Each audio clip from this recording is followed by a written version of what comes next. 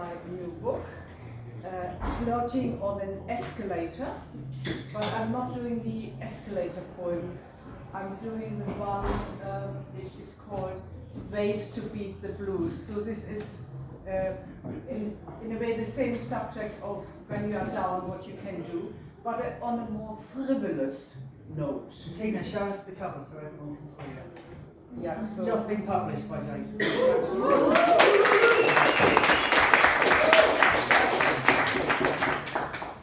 yeah, so it's by London Poetry Books.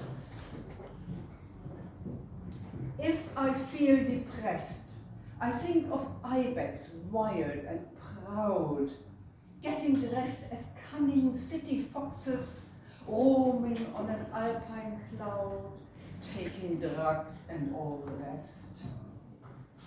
When I have a shitty day, I lead myself astray with visions of Prince Charles, now mighty king, painting a watercolor of the Queen, corgis, lawns and everything.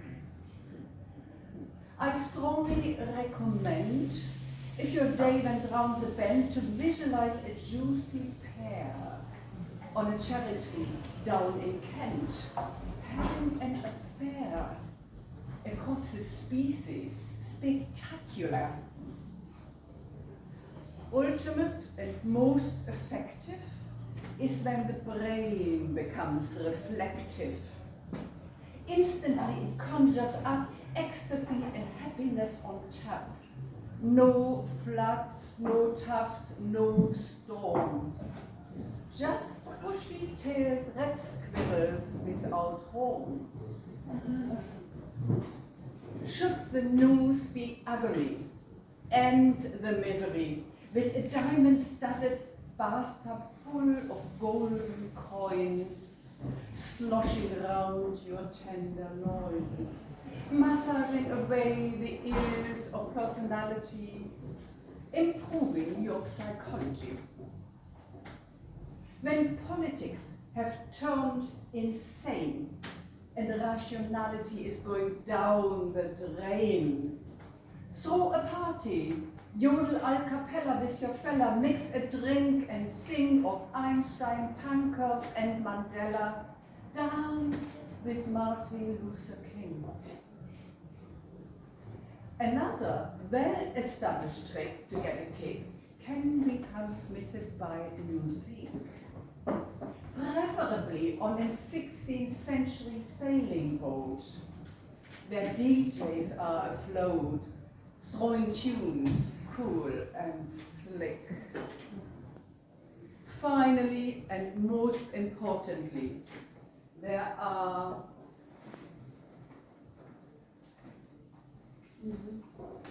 the nodding dogs. A special breed indeed. A faithful friend that really rocks.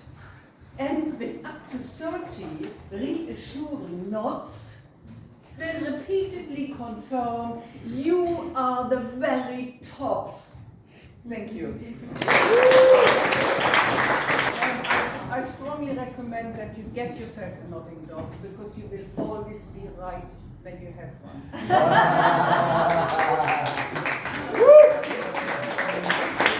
This book is called I Saw Michael Caine, and you can find out whether I did see Michael Caine by buying it. It was published also by Jason. It's a great book. I'd just like to start with a find it. It's I have a habit of sort of people watching things through windows. I live on the Holloway Road, so I have an awful lot of people and things to watch. And this is what happens when you get caught out of your own game. From the window. Red neon, kebab shop, Holloway Road. The glowing conical Donna sign, shape of a pint. Sometimes I glitch in my stride to watch him peel the meat off with his long, long knife. Framed heads with shoulders attached, pass smoothly by, 10 feet above the ground, 3/4 profile to me in obliquity. The susurrus of the bus, lower pitched than the murmur of the cars, the whisper of bicycle wheels, the click of high heels, In their yellow glare, plain and unadorned, passengers head north, to Finchley perhaps. With the right music and the lights off, the view from this multi-pane window becomes a multi-screen movie. Each oblong scene, a story of its own. Some stories, the ones in the upper night sky, are slow and deep and darkest blue. But nearer the ground, the triangle of light between striding legs becomes a silhouette against the door of the laundrette. Then I lose his shins and in a trice the rest of him. Even when I crane and eyeball the chippy next door, is that a Savaloy? Do they still exist? Is the customer at the counter stoned or pissed? Here is the story of the street lamp and the tree. How do they relate? What room does one make in its life for the other? I'll keep an eye on them both, benignly, like an uncle or an older brother, hoping for news of third-party romance, the best is, not breakup. And this one is a road movie with an enigmatic ending, made in California in the 1970s, almost starring Dennis Hopper. You know the one. It finishes on the streets of LA, though it doesn't because this is North London. And the tale of the pavement is waiting to claim you. Acne with chewing gum, obdurate, hard, obstinate, objective, and distinctly lacking in compassion. I do not want the pavement as my destination, though I've dreamed of the gutter. There is little time between cars to become flotsam, more time to become jetsam at the Coronet Pub, the Weatherspoons where you get a free pensioner with every table in the room. But we all know there are worse things you can do in the day than drink cheap beer when your accumulated years are running on fumes. Holloway Kebab House, formerly Holloway Best Kebab, formerly China Buffet, formerly the name Malay. Back then, under bamboo awnings, ripe with dust and fish so delicious it would make you weep.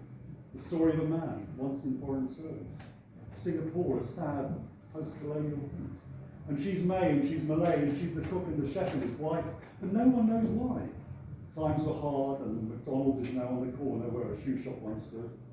And the popularity of the burgers casually killed the name Malay, but hey, people still got to eat. I gather the strands greedily, orchestrate the narrative, conduct the pavement promenade, watch the windows opposite, hoping for a plot, a motive, a scenario to emerge, only to find that I'm the one being observed. I'm in someone else's movie. I'm an incident in another life. I've been and stayed and gone, like an epitaph or a half-remembered song.